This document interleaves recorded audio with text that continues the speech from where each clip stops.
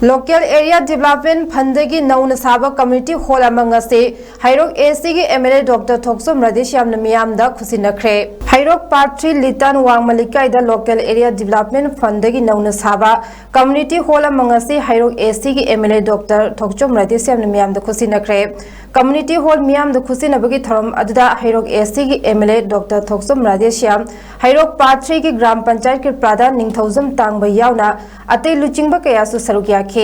Thoram Aduga Mari Lenana MLA Dr. Thoksom Radeshyam na Hai Ngasi Community Hall ama Miyam da Khusinaba ngamliba ase Ishwar gi mapaldagine Hairok Litan Wangmagi Lekai Miyam na Lingjal Manana asiguma Hall ama thamnaba honakhiba asimak yamna nungai amadi thagatle Community Hall asi sanaba mafam pibi rakhiba miyoi ahumbu hainingai leitana thagachari amadi makhoi gi tawbimal kaidongai desu kauthok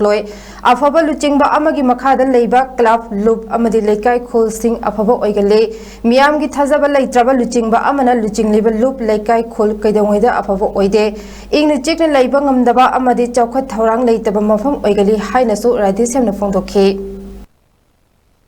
leader ne na proposition se leader ai se afaba leadership leira kamna organization dugi sanstha dugi leikai dugi inung dugi ngum dugi afaba oigani shanti legen nuai pana pangani aduna afaba leader amada yaw ko makon ong ka ai haijaram ge मसी अकोई जो करना होना जरूरी बने यहाँ नाम बता धर्म लैबा है बस का लाइनिंग वो क्या नहीं को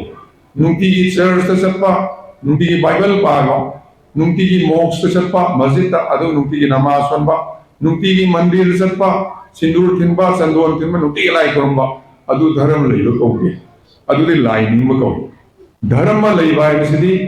मागी कौम तोपा ड्यूटी मतो अफवा अचुम्बा मधु तौबदु मी मतें पांगबा अफबा वाखलोन खनबा मी अवादु उबतंबा मयाम निदमता कथोक ngamba अदुगी थबक यावरा कांदा धर्म लैबा कोय